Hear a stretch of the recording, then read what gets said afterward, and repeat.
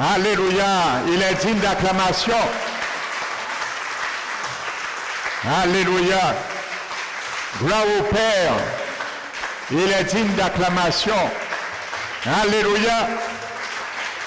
Alléluia. Acclamons le Seigneur. Acclamons le Saint-Esprit de Dieu. Il est digne d'acclamation. Alléluia. Ce sont dans les cimetières qu'il y a des morts qui ne peuvent pas bouger. Mais ici, c'est la joie, la vie par le Seigneur Jésus. Alléluia. Merci Seigneur. Gloire à l'Éternel. Excellent est son nom. Seigneur, merci mon Dieu. Merci pour ce dernier dimanche. Tu nous as conduits encore dans ce lieu. Par cette opportunité, mon Dieu, de pouvoir t'élever, te magnifier, te rendre toute la reconnaissance qui t'est due, Seigneur, car tu as toujours pourvu pour nous. Nous te demandons encore aujourd'hui de demeurer pleinement au milieu de nous. Et nous savons, Seigneur, tu es là et tu le feras encore, mon Dieu. Merci pour l'assistance, Seigneur, de ton Esprit Saint. Je ne suis encore entre tes mains favorablement qu'un instrument, afin que je sois ce matin encore, mon Dieu, comme tu as toujours fait de moi au cours de cette année, et tu le feras encore au cours de l'année qui vient, un grand entre tes mains, et que ton esprit soit toujours la main. L'honneur, gloire t'appartient dans tous les siècles et dans toutes les générations.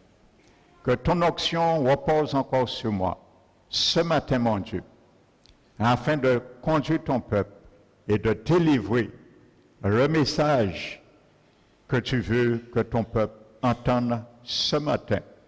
Merci Seigneur pour ta protection. Merci pour l'aspersion de ton sang. Que chacun de nous, du plus petit au plus grand, en bénéficie. Je prends autorité au nom puissant de Jésus de chasser dans ce lieu, dans les corps, dans les vies, dans les pensées, tout esprit impur qui pourrait s'opposer à la volonté de ta parole qui sera prêchée ce matin. Je les chasse dans ce lieu au nom puissant de Jésus-Christ de Nazareth. Merci Père, nous te remercions et donne gloire à ton nom parmi nous encore. Au nom de Jésus, nous t'avons prié, Père. Amen. Alléluia. Asseyez-vous, frères et sœurs.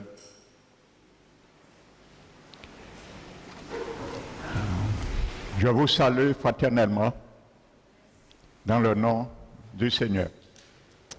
Alléluia. Il est Dieu. Donc, dimanche dernier, j'ai porté un message sur la manière que des mages ont considéré le Seigneur. Pour nous aujourd'hui, est-ce que nous avons cette même préoccupation de nous donner au Seigneur? Donc, j'étais resté dimanche dernier sur la première partie qu'ils ont offert à Jésus, qui était l'or. Amen. Ça veut dire que l'or, nous devons, ils considéraient que Jésus, il ne le considérait pas comme un simple enfant, mais comme le roi de leur vie. Alléluia. Et je disais que nous avons pris l'exemple de la reine de Séba. Malgré Salomon était déjà arrivé au sommet de sa gloire, son trésor était déjà rempli d'or, mais la reine, par respect, a vidé une partie de son trésor qui lui appartenait, il a donné, offert à Salomon. Parce que c'était le respect à l'époque qu'on avait pour les rois. Amen. Et je vous disais qu'elle n'est pas repartie avec son or. Elle savait qu'elle a perdu. Amen. Lorsque les mages ont déposé leur or au pied de Jésus, ils savaient qu'ils avaient perdu aussi quelque chose, parce que ça ne les appartenait plus. Amen. Et je disais que le Seigneur nous a dit et nous demande quelque chose de plus excellent encore que l'or pour lui aujourd'hui. Parce qu'il n'est pas petit, il est grand maintenant, il parle. Et c'est pour ça que je disais, on aime célébrer Jésus dans une crèche parce qu'il est bébé, il ne peut rien faire, il ne parle pas. Mais maintenant, il parle. Alors ce matin, je veux te parler d'un homme qui est adulte, qui est responsable. Il n'a pas besoin d'une femme à la personne de Marie lui dicter ce qu'il doit faire comme on le pense. On s'adresse à sa mère qui est Marie pour agir. Jésus n'a jamais donné la prérogation à Marie de faire quoi que ce soit en sa place. Il n'a pas donné à Marie aucune procuration d'intercéder en sa place. Maintenant, il est grand, il est le roi des rois, le seigneur des seigneurs, il est assis sur un trône de gloire. Il n'est plus dans une crèche et il n'est plus dans une croix. Alléluia. Amen. Et je le répète, la Bible dit que Jésus, que Marie a été la mère de Jésus, mais la Bible ne dit nulle part que Marie a été la mère de Dieu. C'est une abomination de dire une telle chose. Marie n'a jamais été la mère de Dieu. Il a été la mère de Jésus. C'est ce que dit la Bible. Et simplement pour porter la semence, c'est tout. Mais elle a été aussi le salut parce qu'elle a appelé Jésus son Dieu et son Seigneur avant qu'elle mourait. Parce qu'elle en a fait été contre tout le monde. Alléluia. Donc, je disais que ni la reine de Séba, ni les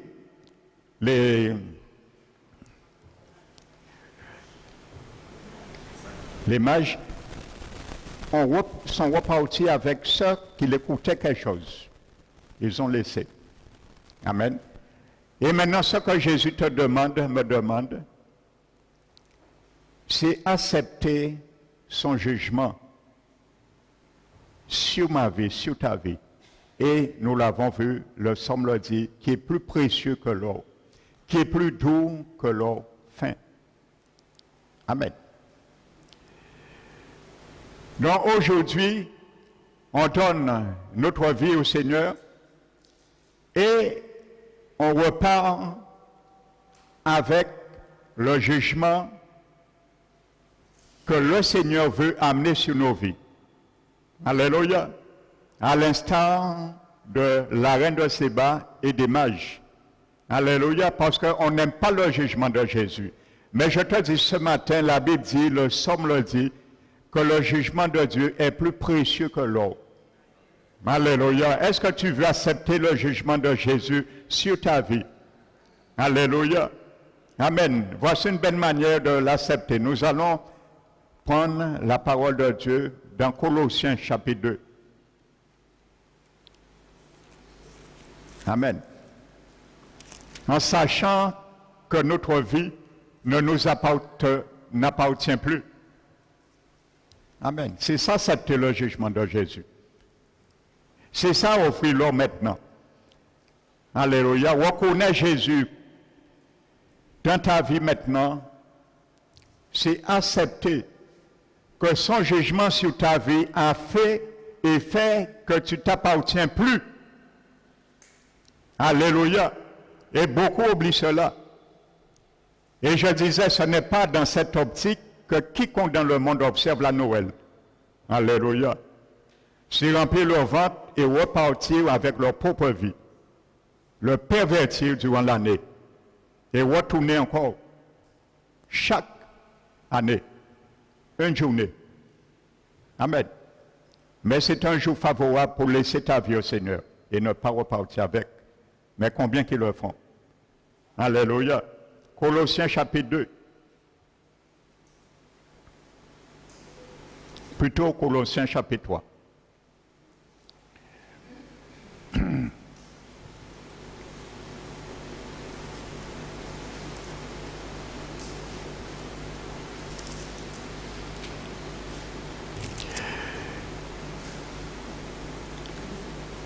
La Bible nous dit,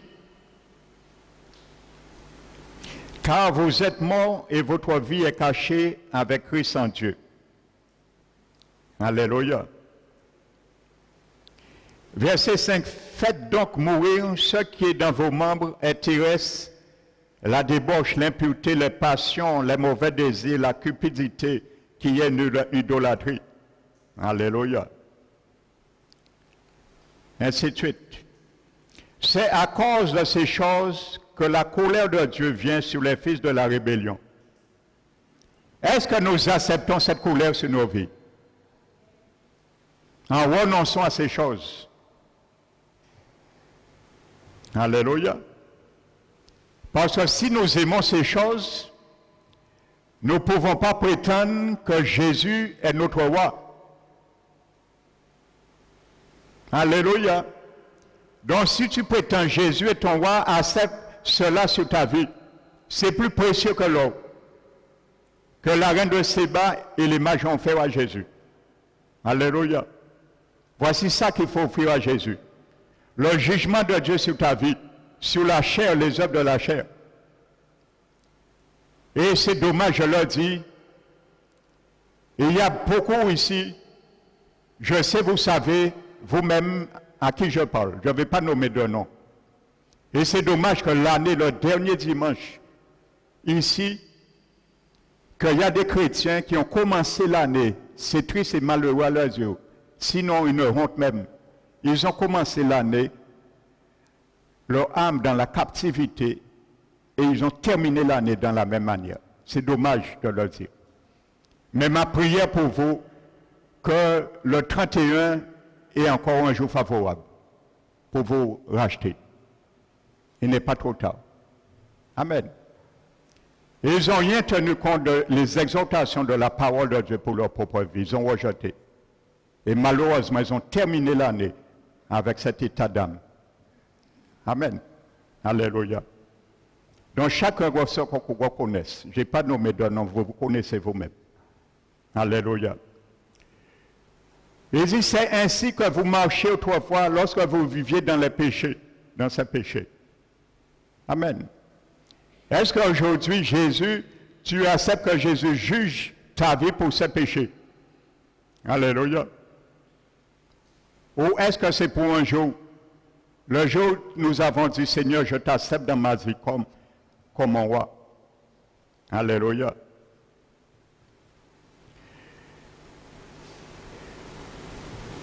Verset 9. Ne mentez pas les uns des autres, vous étant dépouillés du vieil homme et de ses œuvres.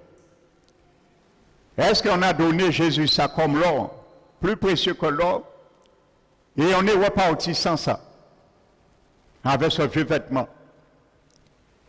Et on est parti avec un nouveau vêtement, le vêtement de Jésus de la justice. Amen. Mais tu sais, tu ne peux pas te revêtir avant de te revêtir. Et vous savez, ce que j'aime dans la parole de Dieu, il y a toujours un ordre. Et on ne peut pas inverser ça. C'est irréversible. Il y a toujours un ordre. Et toute personne qui essaie d'inverser l'ordre, il chute eux-mêmes. Parce qu'on ne peut pas trafiquer la parole de Dieu. Elle est prouvée sur terre comme un argent. 7 fois épurée. Amen. Alléluia. Il y a un ordre. Il faut se dépouiller avant de se revêtir. Et ayant revêtu l'homme nouveau qui se renouvelle dans la connaissance selon l'image de celui qui l'a créé. Alléluia. Vous allez méditer sur ce chapitre. Amen. Donc pour ceux qui n'étaient pas là, c'est le psaume 19, verset 10-11, qui dit que l'or, les jugements de Dieu sont plus précieux que l'or. Amen. Alléluia. Qu'est-ce que Jésus n'a pas encore jugé dans ta vie? Qu'est-ce que Jésus, tu ne lui as pas encore remis? Ce sera une bonne opportunité de terminer ce dernier dimanche sur cette méditation. Qu'est-ce que tu n'as pas donné Jésus à juger dans ta vie pendant les 365 jours? Quand tu venais le dimanche, qu'est-ce que tu venais faire? Critiquer, calomnier, mépriser ou venir servir le Seigneur? Qu'est-ce que tu faisais venir le dimanche pendant ces 365 jours? Tu venais te servir de Dieu ou tu voulais te laisser qu'il se serve de toi? Qu'est-ce que tu venais faire le vendredi? Est-ce que tu venais critiquer l'œuvre de Dieu qui se fait pendant la prière? Ou est-ce que tu t'impliquais? Qu'est-ce que tu faisais pendant les 365 jours? Est-ce que tu venais pour construire avec l'unité ou pour détruire dans la division? Pose-toi, interpelle-toi ce matin. Le Seigneur te parle. Alléluia. Amen. Donc, je vais conclure sur l'aspect or. Nous allons prendre un exemple que le roi David avait bien compris ce principe. Amen. Dans 2 Chroniques, frères et sœurs, 2 Chroniques, le chapitre 21. Je ne vais pas tout prendre, nous allons prendre ce qui nous concerne. Vous allez méditer sur cela. Vous savez, l'arche a été ôtée. À un moment donné, l'arche se trouvait là.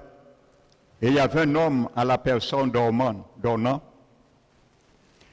Et le roi David vient et il demande à Ornan de lui donner une parcelle du champ afin qu'il vienne adorer.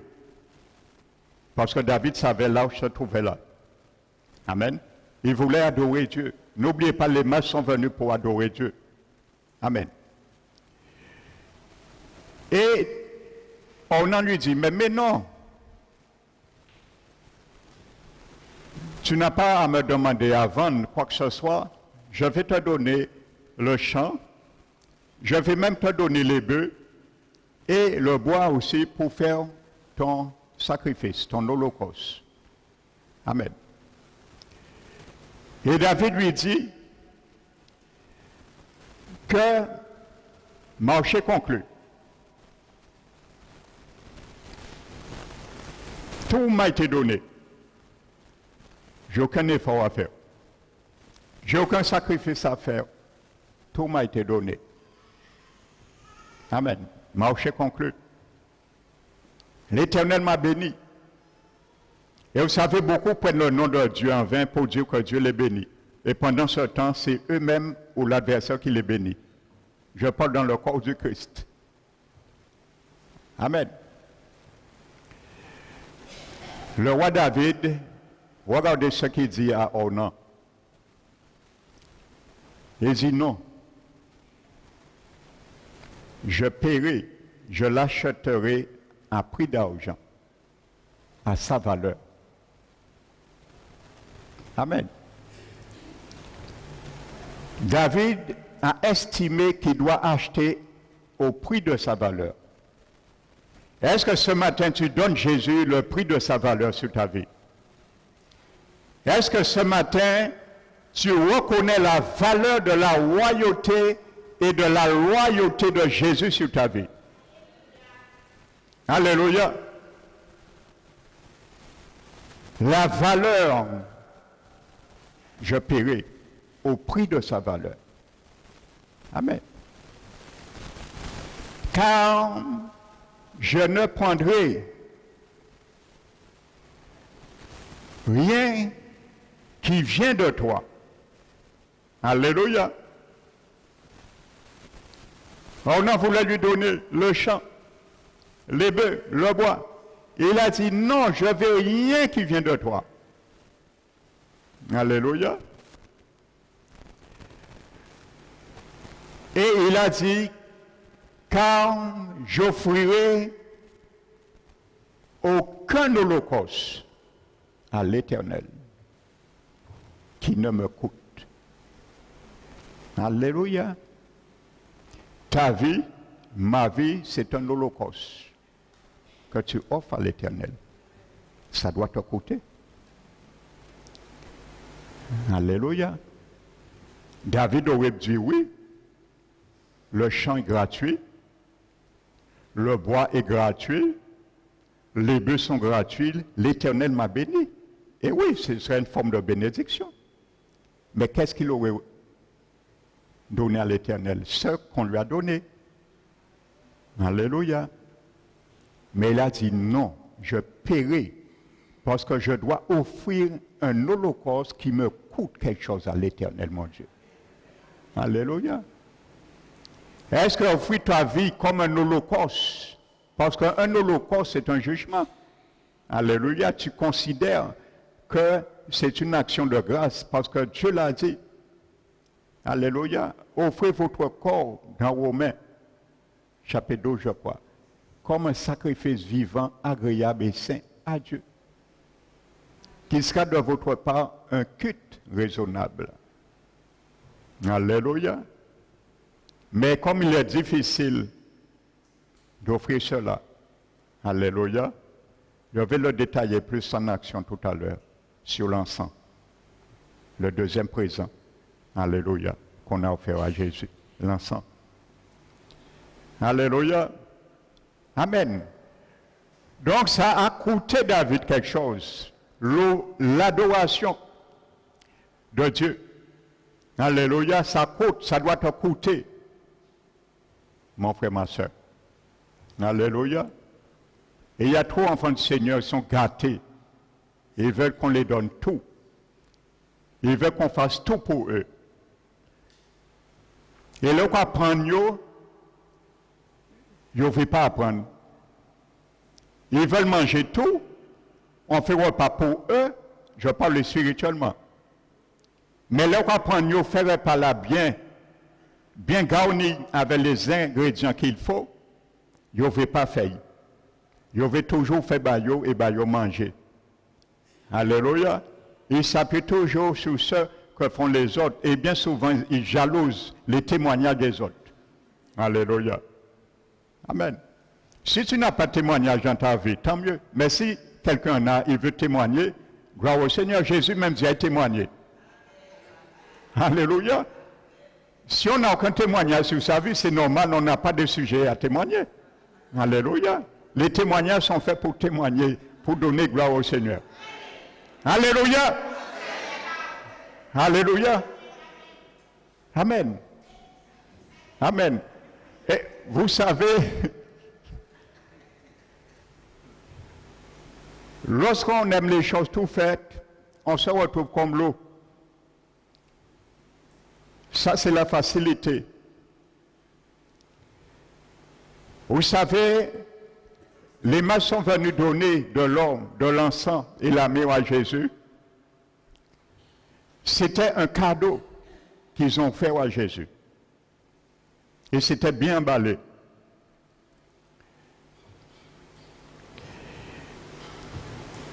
Mais vous savez,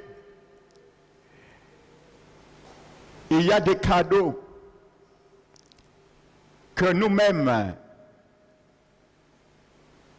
nous concevons d'une manière virtuelle. Mais à l'intérieur,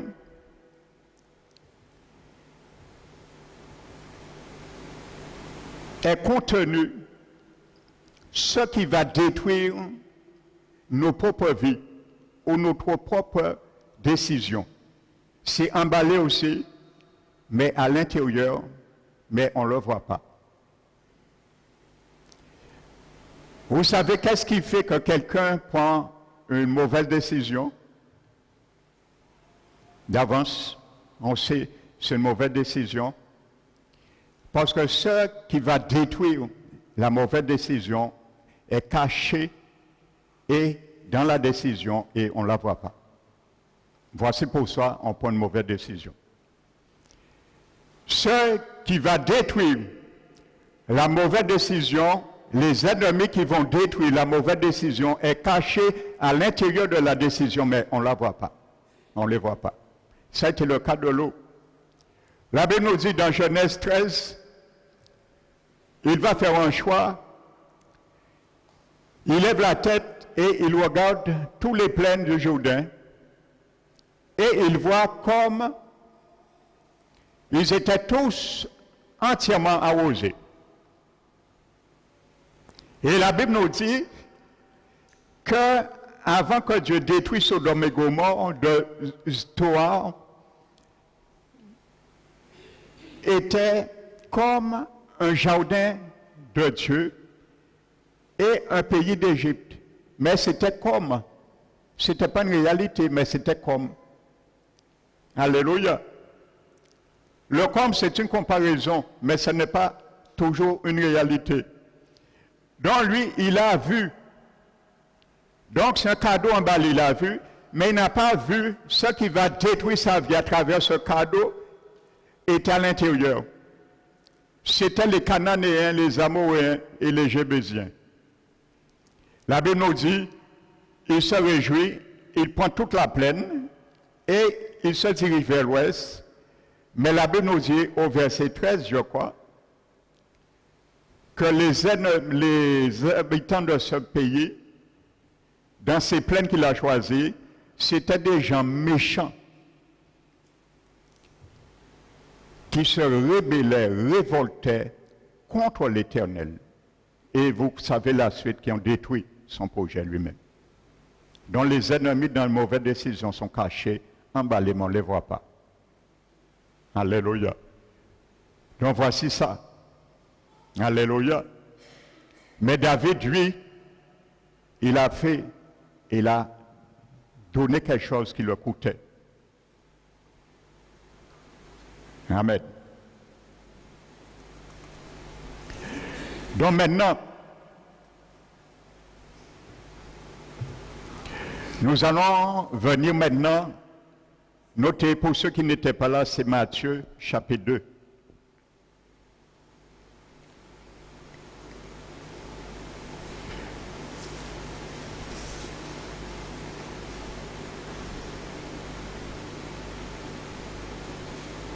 Alléluia. Donc la deuxième chose qu'on a offert à Jésus, c'est l'encens. Et là, je continue sur cela. Vous savez, l'encens, dans l'Ancien Testament,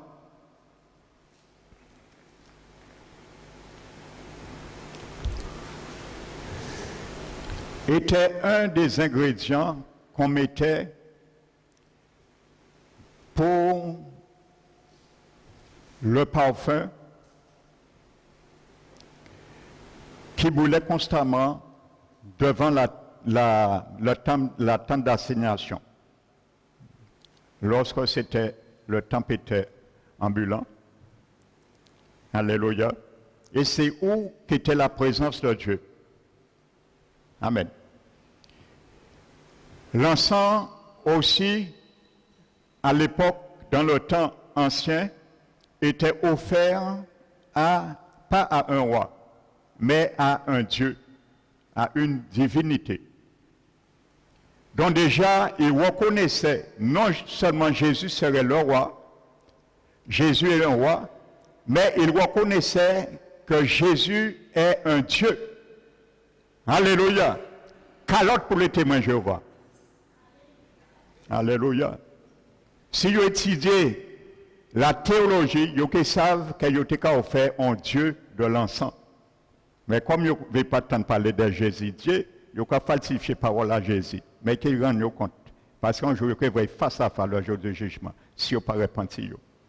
Alors que Dieu fait grâce de repentir. Alléluia, avant qu'il soit trop tard. Parce que vous pas quoi en fait, mais c'est là que vous trouvez. On pas sauter bas. C'est ce que dit la Bible. Alléluia. Ce n'est pas ma doctrine, c'est ça la Bible a dit. Alléluia. Donc, l'encens, nous allons le voir dans Lévitique. Il y en a beaucoup de versets. Lévitique chapitre 2.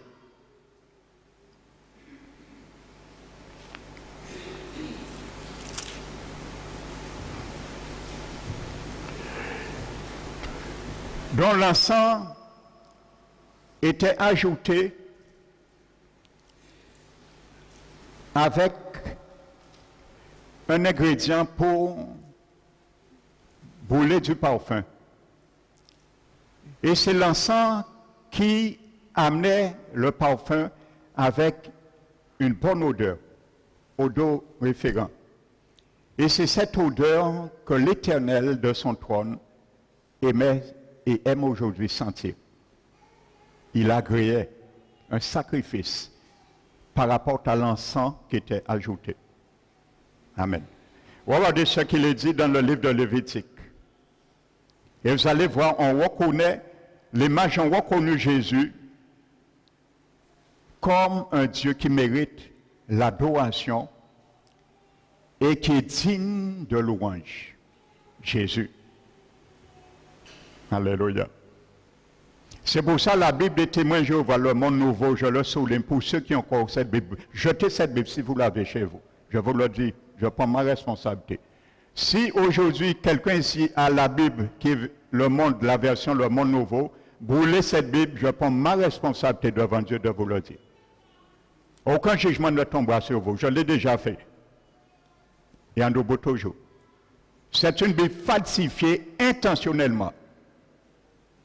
Et c'est pour cela, dans Matthieu 2, vous savez qu'est-ce qu'ils ont mis dans leur Bible? Qui peut me dire si quelqu'un a déjà lu leur version? Lorsqu'au lieu de mettre, les mages sont venus adorer Jésus. Rendre reconnaissance pour ne pas mettre Jésus Dieu. Ils savent ça, quoi faire? Pourquoi ils ont changé tendance là? Pour ça, c'est adorer Jéhovah. Et il y en a beaucoup d'autres tests. Hein. Ils ont falsifié, à part par erreur, hein, intentionnellement. Et j'ai un article très ancien. Peut-être les nouveaux adeptes, pas même savent ça. Je vais vous dire ce que tes articles. Et marier un azote. Alléluia. Parce que lorsque je parle, c'est contre les doctrines de démons que j'attaque. J'attaque pas la personne. À attaquer la doctrine des démons. Alléluia. Que ce soit les catholiques, que ce soit témoins Jéhovah, que ce soit les adventistes du 7e jour, ou que ce soit le monde évangélique. Parce qu'il y a aussi des doctrines de démons que certaines églises évangéliques aussi prêchent. Alors c'est un attaquer eux aussi. Et c'est mon devoir parce que la Bible le dit. Alléluia. Amen. On n'est pas là pour plaire aux hommes, on est là pour plaire à la parole de Dieu. Alléluia. Amen. Leur article dit qu'ils ont fait leur Bible intentionnellement, la traduction Le Monde Nouveau, pour induire en erreur leurs adeptes afin qu'ils ne puissent pas croire à la doctrine de Jésus, mais à la doctrine de Ouachtoro. À part des antichrists. Ils sont animés de cet esprit. C'est pour ça qu'ils ne veulent pas tant parler de Jésus. Alléluia. Alors, si on a une Bible à ça, on a une Bible antichrist à Kazazon. J'ai lu un témoignage d'un pasteur. Quand il était dans l'occultisme, il descendait en dessous de l'océan, dans un temple, en personne avec Satan. Il voyait des pasteurs, je ne vais pas m'étendre. Il a dit, il a vu ça de ses yeux. Des démons qui étaient en train d'écrire la Bible, la version Le Monde Nouveau. En enfer, il a fait Bible à ça. Le Monde Nouveau est une Bible qui est sortie en enfer. Alors, si on y a Kazao, l'enfer Kazao, j'ai été brûlé au sol là. Débarrassé l'année 2019 pour Bible en Kazao encore, brûlé sur nous. Il s'appelle Le Monde Nouveau. Tu as ça encore chez toi? Brûle ça quand tu rentres. Brûlé. Brûlé, le rentre à Kazao. On est en Bible sorti en enfer, ma soeur. Brûlé ça, le rentre à Kazao. Pas un jugement peut tomber sur. Alléluia. Alléluia. Revenons à Lévitique. Amen. Alléluia. Il apporta au sacrificateur, fils d'Aaron. Le sacrificateur prendra une poignée de cette fleur de farine arrosée d'huile avec tout l'encens. Et il brûlera cela sur l'autel comme souvenir. C'est une offrande d'une odeur, agréable odeur à l'Éternel. Est-ce que quand l'Éternel veut brûler ta vie comme un holocauste, en souvenir, de ce qu'il a fait pour toi. Est-ce que nous le laissons? Amen. C'est ça, porter l'encens au pied du Seigneur. Amen. Jésus mérite toute l'adoration, mérite toute la louange. Amen. Le verset 11. Aucune des offrandes que vous présenterez, l'encens aussi était mis sur certaines offrandes, sacrifices consumés par le feu. Donc l'encens là a une ambivalence. Il nous démontre, à travers les mages qui ont déposé l'encens au pied de Jésus, nous démontre deux choses. Jésus est digne de toute louange, adoration. Et deuxièmement aussi, notre vie aussi soit un sujet de louange pour l'Éternel. Comme un sacrifice agréable qui monte aussi. Aucune des offrandes, verset 11, que vous présenterez à l'Éternel ne sera faite avec du levain, car vous ne brûlerez rien qui contienne du levain ou du miel, parmi les offrandes consumées par le feu devant l'Éternel. Alléluia. L'encens, c'est un morceau de pierre noirâtre. C'est pas beau à voir. Il nouait. Ça, c'est le péché. Ça, c'est une vie. Mais lorsque vous brûlez l'encens, elle devient blanchâtre. Alléluia. Ta vie devient pure. Ta vie devient blanche lorsqu'elle est brûlée. Ou, pas n'importe où, à l'autel. C'est ça, offrir Jésus aussi l'encens. Quand ta vie est brûlée aussi à l'autel, elle devient blanche. Mais comme nous n'aimons pas la chaleur,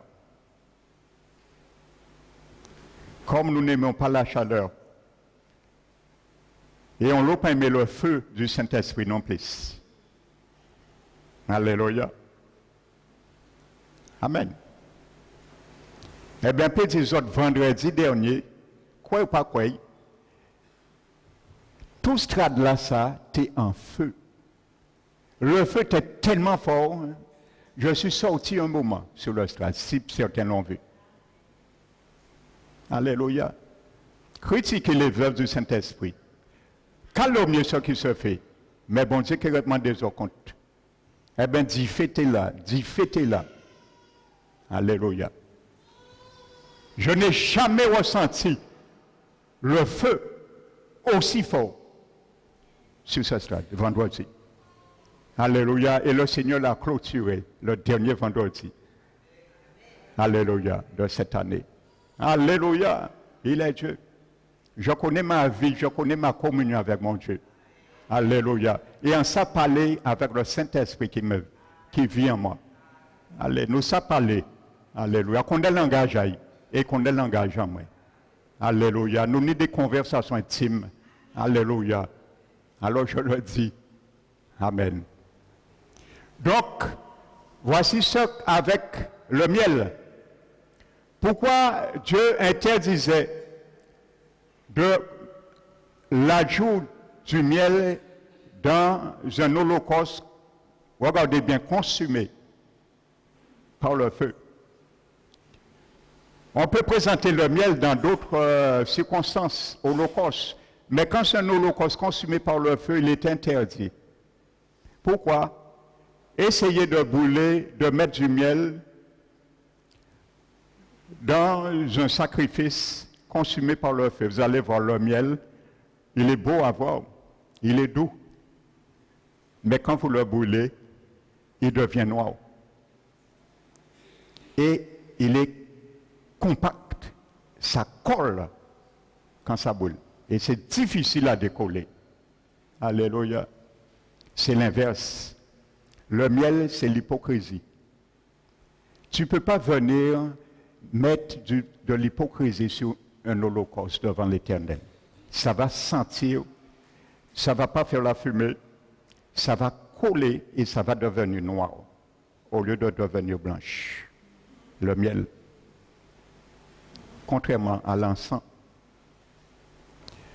Et c'est pour cela, la Bible dit d'offrir nos corps comme un sacrifice vivant, mêlé avec l'encens, mais pas avec le miel. Beaucoup aujourd'hui veulent le miel. Ils ont opté pour le miel et c'est l'encens que Dieu demande. Alors aujourd'hui, mon frère, ma soeur, si tu avais l'habitude de mettre le miel dans tes sacrifices, dans ta vie, et prier, sache que peut-être il y a beaucoup de prières qui ne sont pas dépassées le plafond de ta chambre.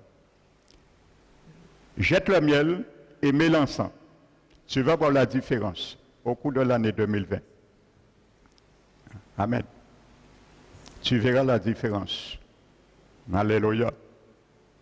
Entre l'encens et le miel. Donc, il était interdit pour cela.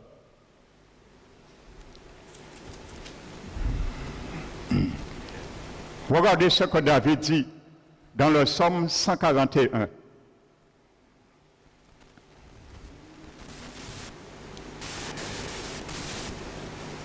Le psaume 141.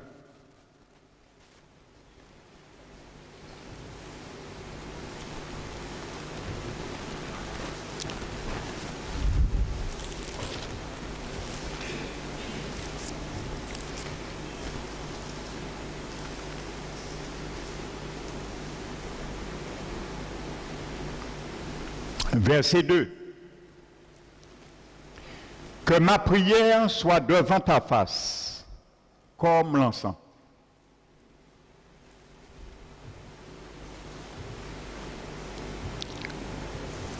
Alléluia. Ta prière, ma prière, doit être comme l'encens devant l'Éternel. Ça veut dire pas l'encens à l'état brut. Lorsqu'on le voit noir, ça n'a pas grande valeur. Ça ne coûte pas cher.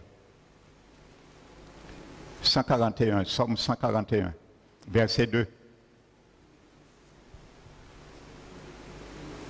J'entends pas, ma soeur. Bouler chez toi l'encens? Mais non, ça c'est catholique qui faisait ça. Tu es sorti dans ça, il ne faut pas retourner dans ça. Pourquoi tu fais bouler l'encens? Tu es l'encens toi-même, je vais te le montrer. Tu es l'encens toi-même. C'est toi qui dois bouler. C'est toi que Dieu veut bouler. Et c'est ton odeur qu'il va sentir. Dans Lévitique, je n'ai pas tous les tests, vous allez chercher, on disait que la fumée de l'encens, du parfum, montait dans les narines des sacrificateurs. Alléluia. Donc, que ma prière soit devant ta face comme l'encens brûlé. Alors c'est lorsqu'on se laisse brûler, on peut prier avec assurance. Alléluia. On aime prendre la base, c'est que ma prière soit devant ta face comme l'encens. Mais qui l'encens? L'encens là, nous quoi acheter? Ou l'encens là, nous acheter, nous quoi mettre en diffé et nous quoi laisser brûler. Si ta vie brûle comme il faut, ta prière sera agréable. Si ta vie ne brûle pas, ta prière ne sera pas agréable. Alléluia. Amen. Les souffrances avec Christ. Amen. Alléluia. La Bible nous dit dans 2 Timothée, je crois, chapitre 2, le solide fondement posé par Dieu subsiste encore. Et non fondement, pour qu'on ne peut pas démanteler. Par ces paroles qui lui servent de sceau. Si tu es sur ce fondement, il y a des paroles qui servent de sceau, qui prouvent que tu es dans ce fondement. Ce sont des paroles. Quelles sont ces paroles? Le Seigneur connaît ceux qui lui appartiennent. Ça, c'est les paroles qui servent de sceau et qui te placent, qui me placent sur le fondement. Il y a un seul fondement. Pas d'idée. L'Église Parole qui restaure fait partie de ce fondement. Tu peux quitter par rapport à l'état de ton âme, essayer d'aller ailleurs, tu ne vas pas trouver un deuxième fondement. Si tu trouves un deuxième fondement dessus, ce ne sera pas les mêmes paroles qui servent de sceau. Alléluia. Le Seigneur connaît ceux qui lui appartiennent. Et ceux qui lui appartiennent, qu'est-ce qu'il doit faire lorsqu'il prononce le nom du Seigneur? Lisez-le, dites-moi. Vous avez le test, dites-le moi. Le Seigneur connaît ceux qui lui appartiennent. Et que celui qui prononce le nom du Seigneur s'éloigne de l'iniquité. Combien parmi nous vivons dans l'iniquité et nous avons dit qu'elle vit en nous, ma prière, Seigneur, s'élève devant toi comme l'encens. Dis, Seigneur, mes prières s'élèvent devant toi comme le miel. Pas miel là, il a vu noir et il a collé. Le péché, ça veut dire, la parole de Dieu, est spirituelle. Hein? Comprenez bien cela. La Bible te montre que le péché, quand il y a un glué, un cœur noir, un mano, il raide à sortir. C'est ça, ça veut dire. Il raide à sortir. Amen. Et il faut un détergent puissant pour cela. C'est le sang de Jésus. Mais quand tu viens à la confession, tu reconnais l'état de ton cœur, tu te repens, le sang décolle, le miel. Et il te dit, mais c'est ça, moins bas. Les mages pas porté miel, ils ont porté l'encens. Alors, quand ils l'encens, il y a un sachet qui remplit bas. Et mettez bien tiroir pour brûler. Pour pas là s'arrêter brûler. Et que l'encens. Quand on dit chanson là, on peut dire, oui, bon Dieu, tirez, ni trop. Et l'Éternel qui dit, laissez-en mettre encore. Alléluia. Amen. Laissez-en mettre encore bas. Pour nous l'encens, pour brûler tout le restant de vie. Amen. Donc voici ce qu'on représente l'encens. Apocalypse chapitre 8 nous dit,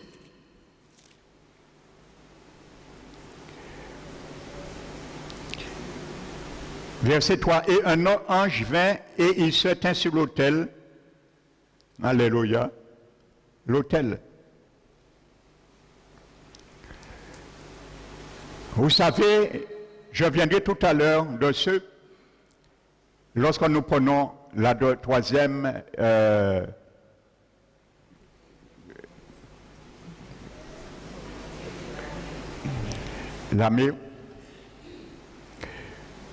Bible nous dit qu'il y avait une fête, la fête des expiations. Le souverain sacrificateur, il prenait l'encens. Avant de rentrer dans le lieu très saint, il y avait un encensoir à l'entrée.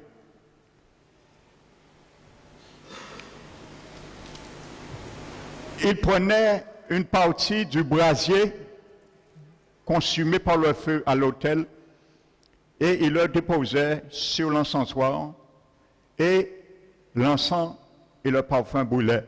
Et ça dégageait non seulement une odeur agréable, mais de la fumée.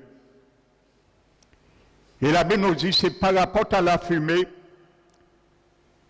qui permettrait au souverain sacrificateur de rentrer dans la présence de Dieu et de ne pas mourir. Vous savez pourquoi? Parce que non seulement l'encens représente le sacrifice de Jésus, amen. La Bible nous dit, dans Hébreux chapitre 5, je crois, que Jésus lui-même ne s'est pas attribué la gloire de devenir lui-même souverain sacrificateur. Mais il a reçu de celui qui a dit, tu es souverain sacrificateur selon l'ordre de Melchisédek. Amen. Car je t'ai choisi aujourd'hui. Et la Bible dit que lui, Jésus, a présenté les jours de sa chair des grands cris, avec grands cris et larmes, des prières et des actions de grâce à celui qui pouvait le sauver de la mort. Amen. Et la Bible dit, il a été exaucé à cause de sa piété. Aujourd'hui, beaucoup de chrétiens, enfants du Seigneur, ne sont pas exaucés à cause de leur impiété. Et la Bible dit, quand même Jésus était fils de Dieu, il a appris l'obéissance par les choses qu'il a souffert. Parce qu'il était l'encens. Il a bien brûlé. Et le Seigneur a accepté ce sacrifice qui monte comme une offrande. Il a été exaucé. Et c'est lui qui parlait par la bouche du patriarche David. Hein. Éternel, que ma prière monte devant toi comme l'encens. Amen. Donc il est devenu celui qui mérite la louange. Sa vie a été une louange. Alléluia. Amen. Donc la Bible nous dit, je disais que le souverain sacrificateur, lorsqu'il rentrait, la fumée, pourquoi il ne mourait pas? Parce que la fumée, non seulement représentait le sacrifice agréable de Jésus, qui mérite toute louange, mais la fumée voilait la face de l'Éternel. La fumée l'empêchait de voir le Shekinah, sans quoi il mourait. Amen. Donc la fumée de l'encens t'empêche de voir le jugement de Dieu sur ta vie et sur ma vie, à cause de Jésus. C'est ça qu'il faut comprendre. Lorsque les mages ont donné, déposé l'encens, c'est Jésus qui t'a épargné, qui m'a épargné de la mort, devant le Père. Parce que ses yeux sont trop purs pour voir le mal. Amen. Il fallait l'encens, il fallait la fumée. Et à ce moment, il venait avec le sang. Allez. S'il avait oublié d'allumer l'encensoir, il mourait. Parce qu'il serait vu en tant que pécheur la face de Dieu. Et c'est mort. Alléluia. Donc ils n'ont pas reconnu Jésus comme moi seulement. Les mages l'ont reconnu comme celui qui est agréable à Dieu et qui nous rend agréable à Dieu, nos vies et nos prières, car il a été le précurseur. Et la Bible nous dit dans Apocalypse 8, avant de passer à la mire, on lui donna beaucoup de parfums, afin qu'il les offre avec les prières de tous les saints. Alléluia. Sur l'autel d'or qui est devant le trône. Sache que quand tu pries, ta vie est sur un autel. Et plus tu vas brûler, mieux ça vaut que ta prière.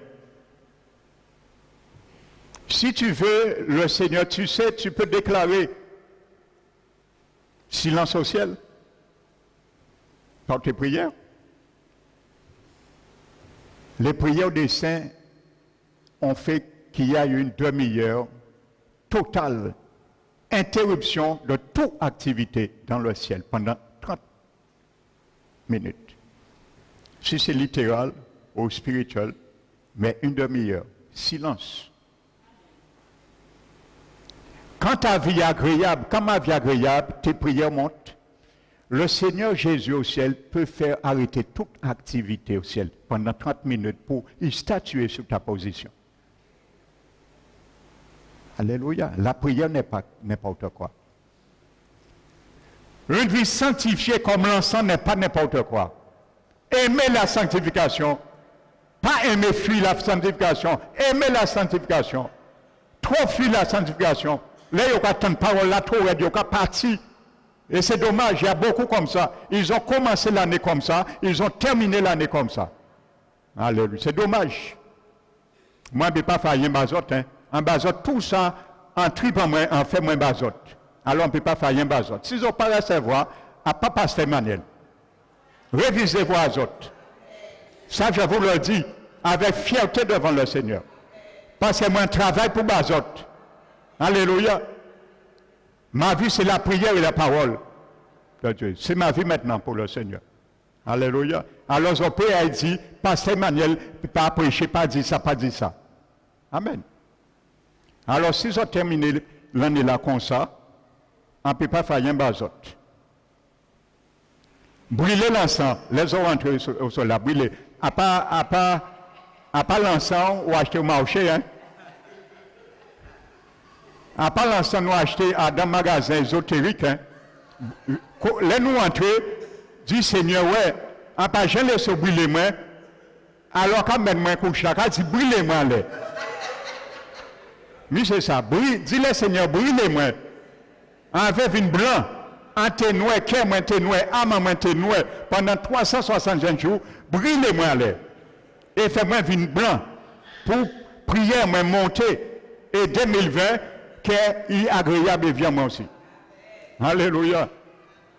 Amen. Alléluia.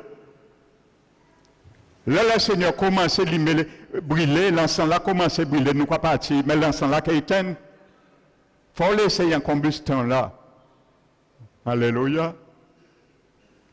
Amen. Et nous nous plaignons. Amen. La parole, c'est pour le perfectionnement des saints. Jusqu'à ce que nous soyons parvenus à l'unité de la foi, à la statue parfaite du Christ et à la connaissance de Jésus. Si nous ne pas aimer, nous que faire? Aimons la parole, aimons les choses de Dieu, aimons la communion fraternelle. Alléluia. Aimons le vêtement nouveau que Dieu nous demande de revêtir. C'est ça l'encens. Alléluia. Reconnaître Jésus comme l'odeur agréable qui nous a mis, nous deuxièmement. Amen. La Bible dit la fumée des parfums monta avec les prières des saints. Alléluia. Amen. Et troisième élément qu'ils ont apporté,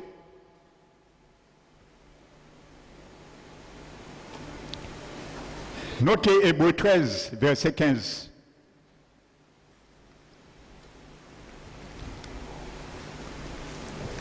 Au fond, je vous dis que l'encens, on le mettait avec des sacrifices, le parfum, pour que c'était jamais. Hébreux 13, 15 dit, offrons sans cesse. Quoi bien vrai? Son parfum qui doit brûler sans cesse. Amen. Offrons sans cesse à Dieu, par Dieu, un sacrifice de louange. Les mages reconnaissaient, donnaient à Jésus qu'il est digne de recevoir toute louange. Nous l'avons vu Apocalypse 8. Digne de recevoir toute louange. Il a été l'encens à la perfection. Amen. Rendons par Dieu sans cesse un sacrifice de louange, c'est-à-dire les fruits des lèvres qui confessent son nom. Confesser le nom du Seigneur sans cesse, reconnaître, accepter, d'obéir, de faire ce qu'il veut que nous fassions. C'est comme ça que nous allons brûler. Et c'est comme ça que l'encens va monter sans cesse, perpétuellement, 24 heures sur 24 heures, dans les narines de notre Dieu. Amen. Maintenant, le troisième élément qu'ils ont fait, c'est la myrrhe. Alléluia. Là, il y a beaucoup de révélations dessus. Et que l'année termine aussi avec ces révélations pour toi. La myrrhe était un élément qu'on retrouve dans l'huile d'onction. Amen. La myrrhe, on le retrouvait dans l'huile d'onction. Prenons Exode 30.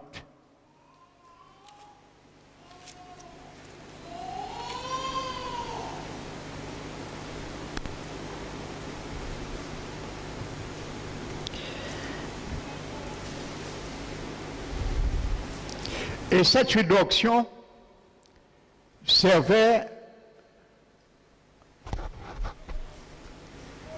à sanctifier tous les ustensiles qui étaient dans le temple. Amen.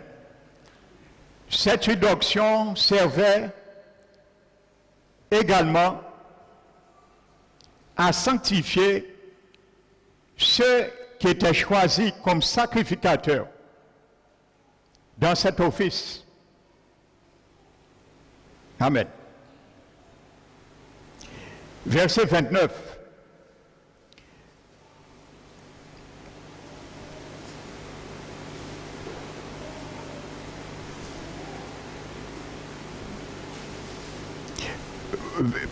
Prenez verset 23 avant. Prends des meilleurs aromates, 500 cycles de myrrhe, et lisez le reste. Ça, c'était la composition d'huile, Exode 30 et verset 23. L'onction composée. Amen.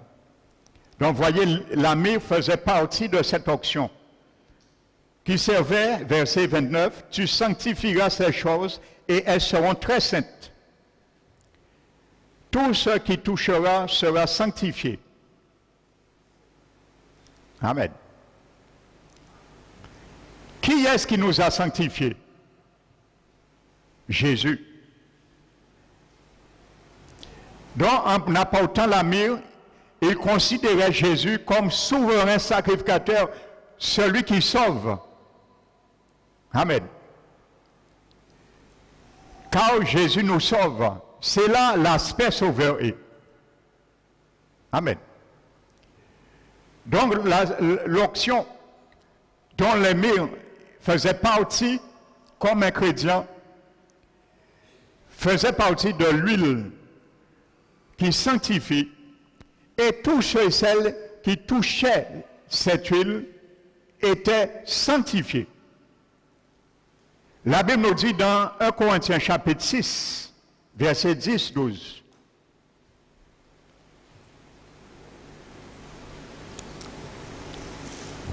Il cite certains péchés que les chrétiens de Corinthe ont exercés, mais dit que c'est ça que vous étiez un grand nombre parmi vous.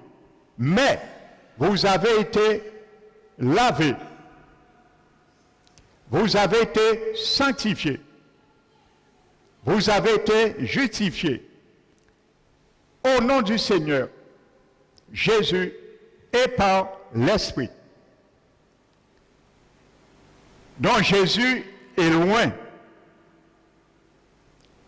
Et c'est lui qui nous donne aussi l'onction.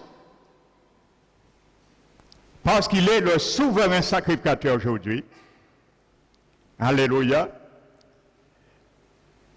Donc, il nous sanctifie, comme les sacrificateurs, les souverains sanctifiaient tous ceux qui touchaient cette huile d'onction, dont le mire était dedans. Amen. Donc c'est Jésus aussi, en tant que souverain sacrificateur, le sauveur qui est venu pour expier nos péchés. Amen. C'est par son sang, en expiant nos péchés, il nous a sanctifiés. Également.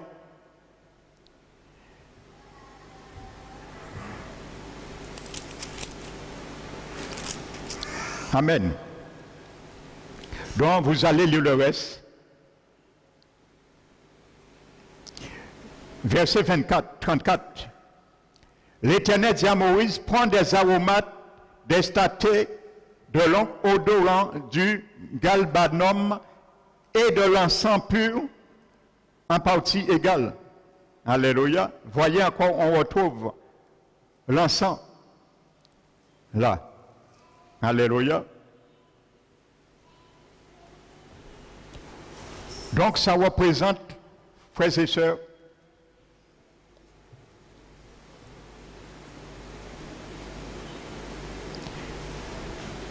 Jésus comme souverain sacrificateur, le sauveur qui sanctifie. Et comme cette huile sanctifiait tous les ustensiles qui se trouvaient dans le tabernacle, dans le lieu, les parvis, le lieu saint, le lieu très saint, les parvis, il y avait l'autel des holocaustes, il y avait la cuve des reins, le lieu saint avait la table des pains, les pains de proposition, il y avait le chandelier d'or à 7 branches, et il y avait devant, entre le voile du lieu très saint, le lieu très saint, l'encensoir. Dans le lieu très saint, il y avait le propitiatoire, l'arche de l'alliance et les chérubins qui se donnaient face. Tout ça était purifié par cette huile d'onction. Les sacrificateurs, les fils des souverains sacrificateurs également étaient sanctifiés sans cesse pour faire ce travail. Amen. Donc c'est Jésus qui nous sanctifie. Et c'est pour cela que la Bible nous dit dans 1 Thessaloniciens 5 que Jésus également demande avant sa venue que notre être tout entier, parce que notre être tout entier c'est le temple, le tabernacle en 3 parties. Nous sommes un appartement à 3 étages. Le premier étage, c'est notre corps, le deuxième étage, notre âme, et le troisième étage, notre esprit. Comme le temple était en 3 parties. Donc Jésus est là aussi, il dit, il faut que l'esprit, l'âme et le corps soient gardés irrépréhensibles. Ça veut dire sanctifiés également, parce que l'esprit de Dieu en nous, il a mis l'onction, vous avez tous l'onction, et c'est par cette onction que Jésus a mis en nous, que nous devons faire à laisser Jésus, par l'Esprit Saint qui nous habite, à sanctifier notre esprit, notre âme et notre corps, afin qu'ils soient gardés irrépréhensibles lorsque le Seigneur viendra. Amen. Quand il viendra, il ne veut pas dire ton esprit a été sanctifié seulement. Non. Il veut ton âme. D'ailleurs, c'est l'âme que Dieu veut purifier le plus. Parce que c'est l'âme, notre âme qui est en train d'être sauvée. Notre esprit est sauvé déjà. Amen. C'est là la nouvelle naissance. C'est notre âme qui est en train d'être sauvée. Et c'est la chose la plus difficile pour un enfant de Seigneur. Parce que l'âme, c'est sa vie. Il est souverain. C'est lui qui dit oui. C'est lui qui dit non. C'est lui qui dit je fais. Alléluia. Le Seigneur dit ça. Notre âme nous dit moi je dis ça. Le Seigneur dit va là. Notre âme dit moi je vais là. Amen. Mais une âme sanctifiée va dire le Seigneur m'a dit d'aller là. Le Seigneur m'a dit de dire ça. Amen. Nous avons notre libre arbitre étant sauvé. Parce que notre esprit est sauvé, mais notre âme est en train d'être sauvée. Alléluia. Donc si âme nous pas sauvé, Le salut qui a été mis dans notre esprit meurt aussi. C'est clair, hein? Nous trois, mais fait coup de syndicat contre l'esprit en nous. Vous savez, la désobéissance, c'est quoi pour un chrétien? C'est un coup de syndicat. Par l'association de notre âme et de notre corps pour se révolter contre notre esprit. Parce que dans notre esprit, qu'on reçoit les informations du Saint-Esprit. Alors là, nous quoi désobéir, nous quoi révolter nous. Amen. Moi, je l'ai dit, hein, l'Esprit de Dieu, Dieu ne parle jamais à un chrétien dans son âme, parce que l'âme est morte. Il a pris son dépendance. On parle d'indépendance, on fait des indépendances de Dominique, Jamaïque, ainsi de suite. Mais il y a une indépendance, la première indépendance qui a été faite, c'est au Jardin d'Éden. L'homme a pris son indépendance vis-à-vis de Dieu. C'est son âme qui a pris ça. Donc l'âme est morte. Donc il est indépendant. Donc il est mort et reste à mort. Alors Dieu ne parle jamais à un chrétien dans son âme. C'est l'esprit de l'homme qui parle à son âme. Et c'est devenu comme ça. Ce n'est pas Dieu qui te parle dans ton âme. C'est ton esprit qui doit parler à ton âme. Ce n'est pas Dieu qui va sauver ton âme. Ce n'est pas Dieu qui va sauver mon âme. C'est mon esprit qui va sauver mon âme. Alléluia. Parce que Dieu a mis la vie éternelle dans mon esprit pour que mon esprit puisse sauver mon âme. Alléluia. C'est ça qu'il faut comprendre. Ce n'est pas Dieu qui va sauver notre âme. Et si nous n'aimons pas la parole, notre âme sera perdue. Parce que Jacques a dit que de recevoir la parole avec douceur et de rejeter toute souillure et excès de méchanceté, car c'est elle qui peut sauver notre âme. Il peut sauver notre âme. C'est une espérance. Alléluia. Alors les chrétiens, ils disent qu'ils peut jamais perdre salut. Quand ils ont fait ces versets-là, ça. Alléluia. On appelle ça des saluts de libertinage. Et ça fait partie d'une des doctrines de démons que je combats dans l'église évangélique. Et c'est de voir en moi. Et il y a des doctrines de démons aussi qu'on prêche dans les églises évangéliques. Et ça, c'est une. Lorsqu'on dit aux chrétiens, une fois sauvés, vous n'allez jamais perdre votre salut. C'est une doctrine de démons. Ça sort de l'enfer, ça aussi. Et on le chrétien, jamais, on n'en fait pas porter la doctrine dans ça. Alléluia. J'ai accepté cette doctrine, une fois me l'a prêché dans une église. Je l'ai rejetée aujourd'hui, ça fait des années. Parce qu'il manquait de faire mon cheminer vers l'enfer aussi. Alléluia. La Bible dit, il est comme la pensée dans son âme. Ce que tu penses, tu risques de le devenir. Il est comme la pensée dans son âme. Alléluia. Amen. Donc voici l'amour. Alléluia. Donc c'est le Seigneur Jésus. Amen. Dans le livre des Hébreux chapitre 10 et verset 10. Alléluia. Hébreux 10, 10. En parlant du sacrifice de Jésus, la Bible dit c'est en vertu de cette volonté que nous avions été sanctifiés une fois pour toutes. Et par un seul offrande, le Seigneur a rendu à perpétuité la perfection ceux qui sont sanctifiés.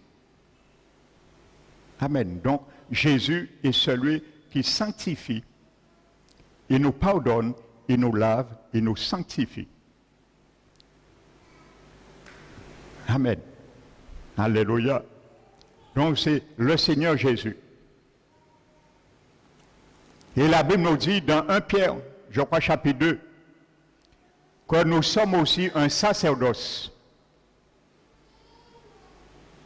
Un sacerdoce royal, une sainte nation, une race élue, un peuple acquis, afin de célébrer celui qui nous a pris des ténèbres et nous a mis à son admirable lumière. Alléluia. Afin de témoigner sa grâce. Amen. Donc voici ce que l'ami représente. Ils ont reconnu Jésus comme celui qui peut les sanctifier qui peut les laver, qui peut les sauver. Amen. Alléluia. Et rester, eux, dans cet état jusqu'à sa venue. Ces 3 présents n'étaient pas réfléchis, hein? C'était prophétique.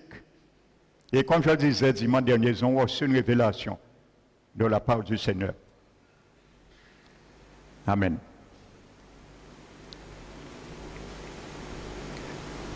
Donc, Jésus reconnu comme sacrificateur, et les 2 rôles d'un sacrificateur dans l'Ancien Testament, c'était premièrement faire des sacrifices pour 2 raisons principales.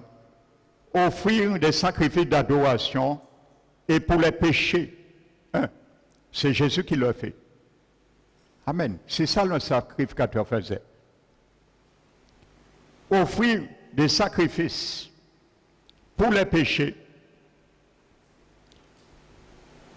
Amen. Et sacrifice d'adoration. Et deuxièmement, le rôle, c'est de mettre entre un coupable et Dieu.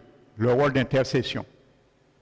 Donc c'est Jésus qui a ce rôle aujourd'hui. 1 Timothée chapitre 2, verset 5 le dit, il y a un seul médiateur entre Dieu et les hommes. Amen. Alléluia.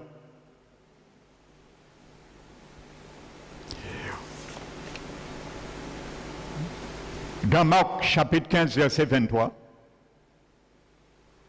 la myrrhe aussi, on parle de la myrrhe qu'on avait mêlé avec du vin. Dans Marc 15, verset 23.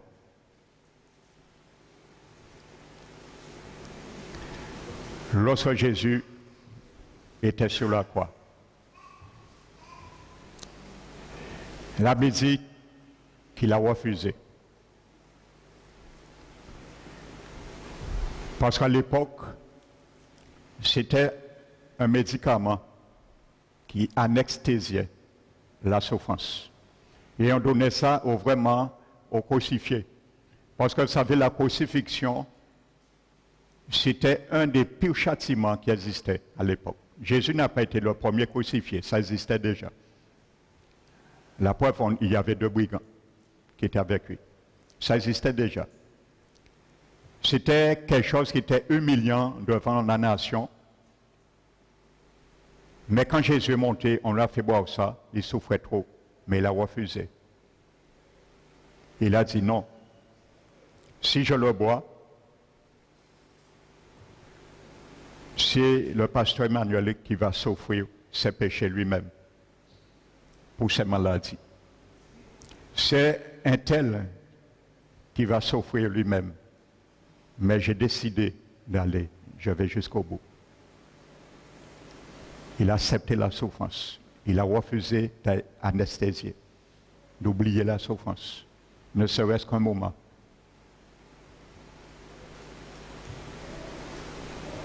Et nous, combien de fois nous avons accepté l'anesthésie?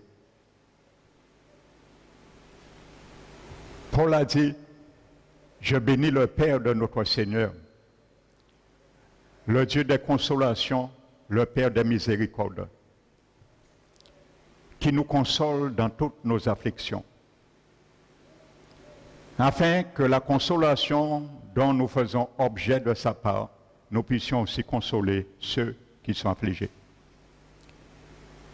Et il a dit, si nous souffrons, amen, de même que les souffrances de Christ abondent en nous, de même que les souffrances de Christ abondent en nous,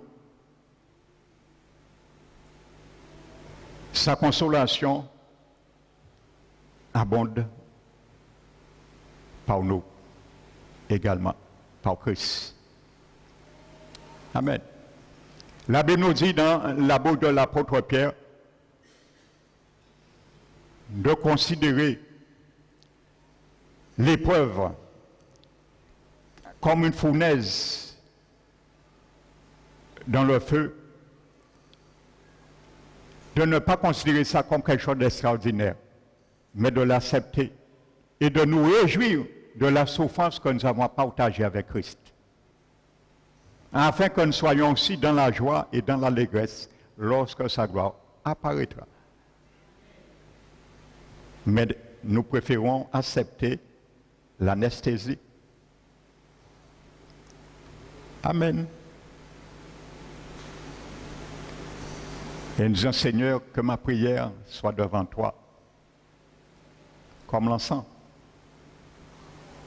Du cas aux souffrances là, à TV brûlé, au vin blanc, quand on fait veille, au terré, au serré, tirez en placard là, mettez en hôtel en main, laissez brûler. Alléluia. Je vais conclure.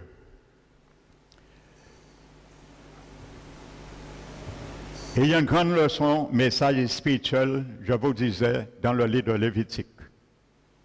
C'était au cours de l'année, une fois, il y avait une fête qu'on appelle la fête des expiations, en hébreu le Yom Kippur. Et vous savez, toute l'année, parce que nous terminons le dernier dimanche aussi, cette année, durant toute l'année, lorsque le peuple hébreu péchait, il devait sacrifier un animal. Il devait aller chercher un animal à porter au sacrificateur afin de faire l'expiation. Donc c'était le rôle du sacrificateur. Il faisait la médiation entre Dieu et le pécheur. Et c'est ce que la miroir présente pour aujourd'hui Jésus. Mais particulièrement cette fête, c'est pour montrer que Dieu n'interagit pas avec le péché.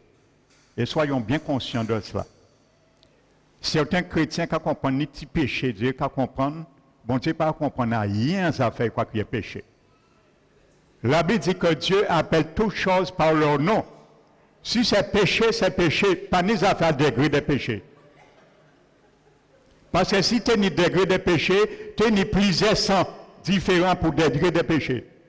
Il te non seul sang pour tout péché. Alors péché, c'est péché. Mais par miséricorde, le Seigneur sait que malgré ça, aucun homme sur terre ne peut être capable de se rappeler chaque jour les péchés qu'il commet. Parce qu'il y a des péchés, on sait qu'on a commis, mais il y a des péchés qu'on commet en pensée. On ne sait même pas. Et il y a des péchés qu'on commet inconsciemment. Mais Dieu note tout.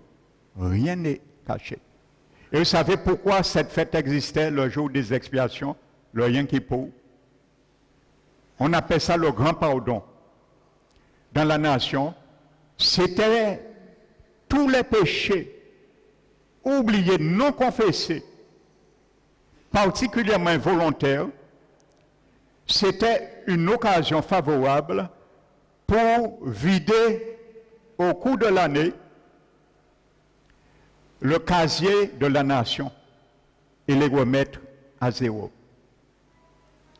Amen. Alléluia. C'était comme une remise à jour. Chaque année, les péchés oubliés et certains qui n'ont pas pu, parce qu'il y avait des classes sociales qui étaient en dessous de la seule pauvreté, ça existait aussi, ils étaient permis même d'offrir un oiseau. Mais il y avait ceux peut-être n'avaient pas l'opportunité, ils n'avaient pas de terrain peut-être pour élever des animaux. Dieu tenait compte de ces gens-là, ça également. Et la Bible nous dit, le souverain sacrificateur, il devait amener un bouc, un taureau pour lui, ses péchés, sa famille, et un bélier pour l'Holocauste. Je viens sur l'Holocauste. Amen. N'oubliez pas, David a dit, je n'orifie pas à l'Éternel un Holocauste qui ne me coûte pas. Amen. Ensuite, il prenait un bouc offert pour le péché des nations, de la nation, aussi, mais le bouc et le taureau servaient uniquement pour l'expiation. Ça veut dire expier le péché, effacer le péché, pardonner le péché. Et ensuite, il le faisait. Et il revenait, il prenait les deux béliers, son bélier et le bélier du peuple. Il y avait deux béliers. Et ces deux béliers, ce n'était pas pour l'expiation, bien qu'il marqué, parce qu'un sacrifice expiatoire, on devait porter le sang dans le lieu très saint. Mais on ne portait pas le sang, les sacrifiés, c'était des holocaustes. Amen. Et ça faisait partie, la Bible dit, de l'expiation. Donc on pense ce matin, Jésus a été la victime expiatoire pour tes péchés, pour mes péchés. Mais il te demande chaque jour de ta vie que tu sois le bélier, l'holocauste, pour achever l'expiation. Amen. Et il y avait le taureau pour les péchés personnels du souverain sacrificateur et pour sa famille. Il y avait le bouc qui était réservé à Dieu pour le péché de la nation. Amen. Ça, c'était pour le sacrifice expiatoire, pour le péché, le pardon. Mais il y avait deux béliers en guise de sacrifice, d'holocauste, d'action de grâce, de remerciement à l'Éternel. Donc ça veut dire que nous devons être l'holocauste pour compléter l'expiation. Ça veut dire que ce n'est pas parce que Jésus, Lévitique 16 nous démontre, spirituellement, ce n'est pas parce que Jésus a expié tes péchés que tu vas rester dans le péché. Tu vas rester comme un holocauste qui va brûler et qui va dégager une odeur agréable en guise de reconnaissance que tu méritais le jugement de Dieu et ce que Jésus qui l'a payé en tant que sacrifice expiatoire. Amen. Donc nous sommes l'holocauste, nous complétons l'expiation, les deux parties. Amen. Jésus a fait sa part. Moi, toi, notre part, c'est être un holocauste devant Dieu. Et c'est ça qui doit nous coûter. Amen. Alors, ce matin, prends cette décision en fin d'année d'être un holocauste. Parce que David a dit, je n'offrirai aucun holocauste à l'Éternel qui ne me coûte rien. Alors ma prière ce matin, que tu sois cet holocauste. Peut-être l'année se termine. Tu n'as pas eu le temps de te faire un holocauste. Mais pour l'année 2020, que tu sois un holocauste. Pour achever, continuer le sacrifice expiatoire de Jésus. Il a fait sa part. C'est nous à faire notre part maintenant. Le mot hébreu holocauste veut dire brûler complètement. C'est ça que ça veut dire en hébreu holocauste. Brûler complètement. Complètement. Esprit, âme et corps. Jésus ne veut pas brûler ton esprit. Ça veut dire retirer, comme il dit, ayant cette promesse, purifions-nous des souillures de la chair et de l'esprit, en achevant notre sanctification. Amen. Jésus ne veut pas brûler ton âme seulement. Il ne veut pas brûler ton corps seulement. Il veut tout brûler. Holocauste, brûler totalement. Alors veux-tu ce matin dire à l'Éternel, je veux être un holocauste, afin de brûler totalement. Je veux être l'encens, moins fond constant, pour ne pas reconnaître péché l'envie en moi. Alléluia. Vous avez déjà vu de la cendre. Quand ça fond, ça devient, le vent passe. Et ça part facilement. C'est ça le péché. Mais quand il est à l'état brut, il est là, il demeure. Veux-tu dire au Seigneur, je vais arrêter, Père éternel, à partir de ce dernier dimanche. Quelle date? On est le dimanche 29 2019, Seigneur. Dis-lui, le Seigneur va le noter. Hein? Alors, si vous ne pouvez pas dire. Parce qu'il est noté. Et 10 ans après qu'il rappelait où te dit ça, il était tel, il était midi 10. À l'église parole qui restaure. Tout est noté. Amen. Seigneur, au lieu de mettre la cendre, je me suis trompé. J'ai mis le miel, mais je me repens. J'ai été hypocrite devant toi. Et je pensais, lorsque je levais les mains et la voix vers toi, que ta parole me dit, lorsque vous élevez les mains vers moi, je détourne de moi, de vous, mon regard. Et quand vous multipliez des prières, je ne les écoute pas. Mais nous dit ce matin, lave tes mains, purifie ton cœur et retourne à moi. Car je ne cesse de pardonner. Tu peux prendre un nouveau départ pour 2020. Donc, les mages ont bien compris cela. Ils ont fait de l'or à Jésus, ils l'ont reconnu, pas comme un enfant, mais comme le roi. Ils ont mis l'encens, ils l'ont reconnu non comme un Dieu seulement, mais comme celui qui mérite la louange, l'adoration. Offrant sans cesse à Dieu un sacrifice de louange, pas en parole. C'est-à-dire les fruits de nos lèvres qui confessent Christ. Alléluia. Ne parle pas trop de Christ, mais laisse plutôt qu'on voit Christ vivre en toi. Pas parler de Christ. Hein? Alléluia, vous avez compris. Et il y a beaucoup, il paraît que pour faire mon accepter Christ. Oui, Christ. Mais dans leur vie, rien ne reflète Christ. Mais vous êtes fait mon accepter Christ par force. Reflétons Christ. Les gens seront convaincus sans parole. Alléluia. Ça vaut mieux. Parfois, gardez le silence, laissez les gens voir eux-mêmes. Alléluia. Parce que lorsque nous parlons beaucoup, ça prouve que nous sommes agités. Et dans l'agitation, il y a de l'insécurité.